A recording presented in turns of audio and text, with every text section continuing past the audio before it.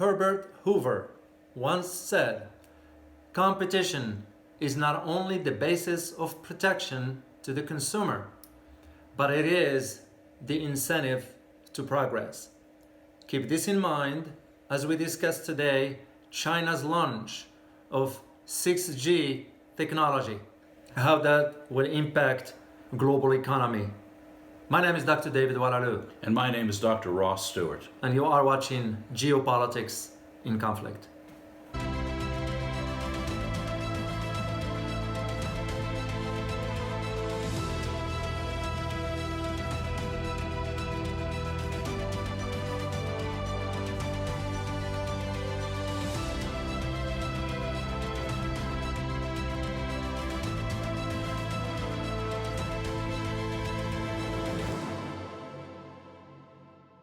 Well, David, the Chinese did it again. You're right. Once again, we're not surprised here. So they've been rolling out 5G technology while the United States is beginning to roll out 5G. They're thinking about it heavily. But now they're moving forward to 6G. And they just launched another set of satellites, I think 13 of them. And they're experimenting with the rollout of 6G, hoping within 10 years to make it the world standard. Well, you're absolutely correct, Ross. And why should we even be surprised anymore?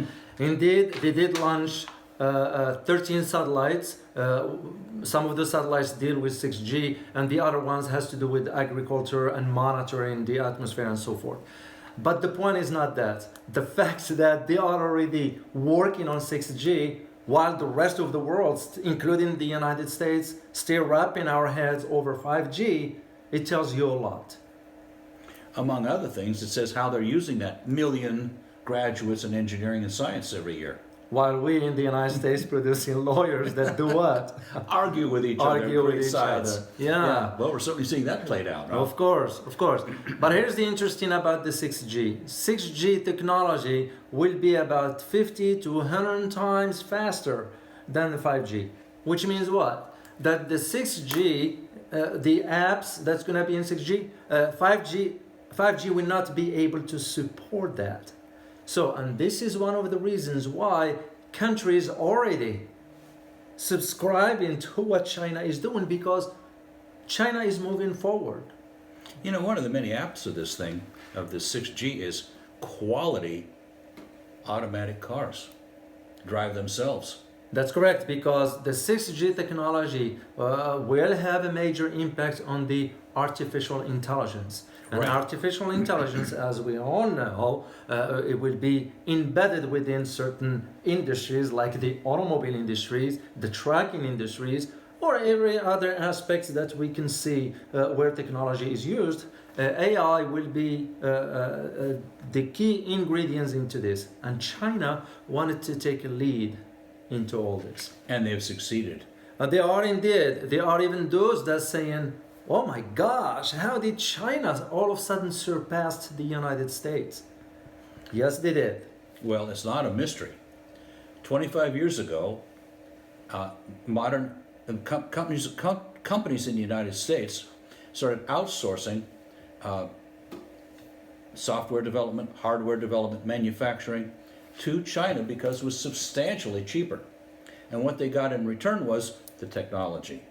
And that was the deal that was made between the Chinese and the United States companies at the time. Cheap labor, of course, as you mentioned, but also access to market.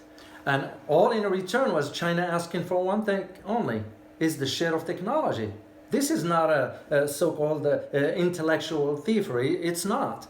Because nobody put the guns on American firms to do business in China. Exactly. Yeah. And you take a look at university campuses across the country for the last 25 years, and who do you see a whole lot of?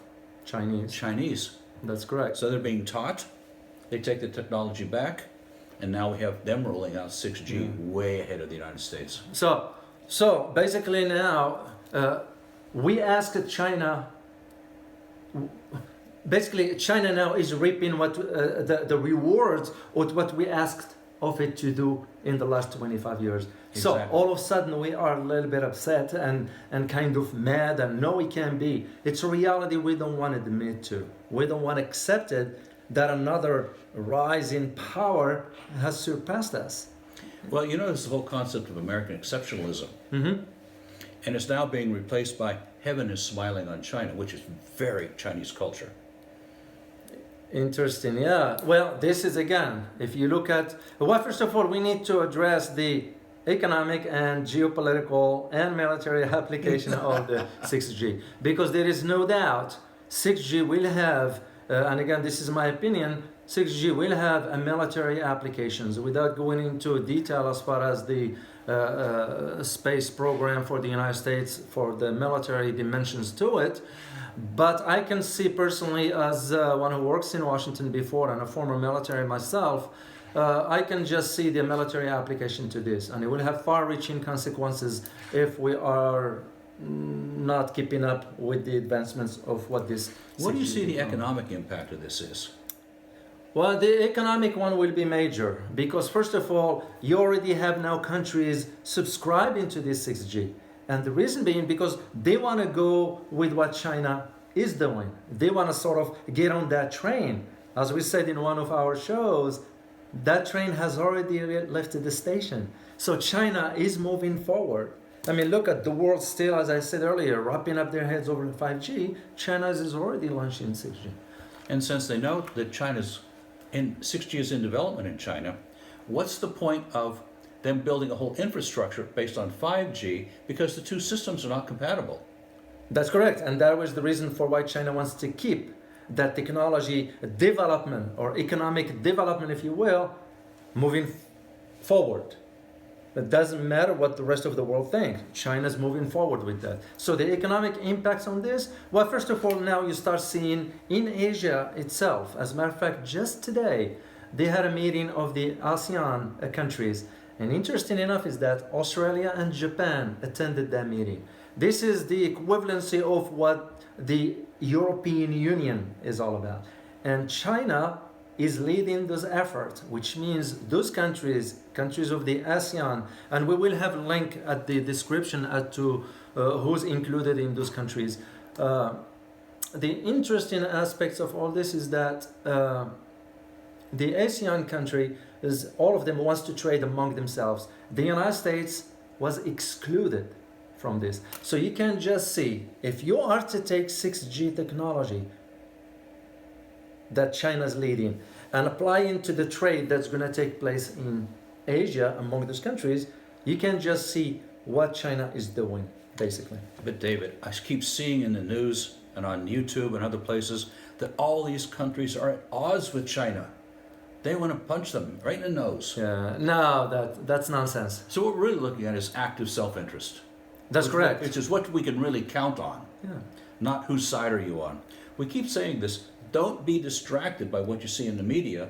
There is news behind the news. And we see this kind of agreement of the European Union in Asia. And they necessarily have to do that. Yeah. Well, the reason to that also, Ross, is because over the last decade, if not longer, there was this shift of wealth from the west to the east. Now, Asia, as of today, is considered the economic hub for the world. We see China as the number one economy in the world. Yeah, it's not the United States anymore. It's a fact and a reality we don't want to admit. And we don't want to accept it the same way the Brits didn't accept it when the United States gained independence. Yes, we took benefits from the Great Britain, but we surpassed the Brits. And what happened at the end? The Brits came to a term with that reality. At least most of them. Because if you travel in Great Britain, they'll still refer to us as the colonies. You're right. Yeah. And it's been a few hundred years. Yeah. And it's same scenario. Now the terms have reversed. We have the same scenario now with China. It's we don't want to accept the fact that China has emerged and is surpassing us in certain areas. I'm not saying surpassing us in all sectors. In certain areas, like this technology aspects of it, they are surpassing us, and we are not willing to accept that. Even though we should be thinking in terms of it is a reality, we need to start to think how we can exist in a livable setting with China on this. What we're seeing is all these countries around the world, based on their own self-interest, are coming to some accommodation with them. Just the way so many countries in the past have come to an accommodation with the United States when it was the major economic power. That's correct, and this is why, for example, Australia and Japan, two key U.S. allies, are joining the ASEAN summit because they are looking for their own interest. And this is not about allies and so on. This is about national interest. They are seeing, China, Japan and Australia in this case, they are seeing where Asia is going economically, headed by China. Because as we always say, you cannot ignore the Chinese market. It's Right. too big to ignore. 1.3 or 1.4 billion, I can't remember which number it is. It's huge. That's correct. It is a huge market, and it will have an implications on a global economy. You know, a person can hardly imagine how many people live in China. I can remember being in Shanghai, looking out at miles and miles of 50-story apartment buildings. Wow. The population really is huge. Yeah, and China's kind of keeping up with that pace, technologically in this case, and I am sure they're gonna keep moving forward. There is no point of return. It's a fact that we need to accept. Now, the question that for us in the United States and the West for that matter, while we don't care about what France is thinking or Germany or England, whatever, we think about what our country needs to do to ensure keep up with this, otherwise we're gonna fall behind. Is the question now is what are we gonna do about this? Sort of, are we gonna come to an agreement? Because remember, the past 4 years we sort of dealt with China in an iron fist. Now you're gonna have the new administration, assuming everything is resolved politically, how are they gonna approach it? Well, we already heard that President-elect Joe Biden thinking in terms of renegotiating trade with China. And I do believe his reason for all that is because he understands the need for China when it comes down to ensuring prices in the United States stay low. Because the problem, if you start to see If commodities, start rising rapidly, you're right. that will become a problem. So the point in all this is we're gonna need to understand that changes are happening. We just need to move up with that. Some grand accommodation has to be made, and that's really the bottom line here. That's basically what it is. So that will benefit the consumers, U.S. consumers, and we'll figure out how we're gonna need to up our game, especially in the You know, there's a bottom line here, and that is, don't be fooled by those people who say we need to be in a disastrously bad relationship because they're our enemy. We're here on the same planet with those people, and we need to come to some accommodation as much as we can to a win-win scenario. But if it's going to be us against them, there's no win scenario there for anybody.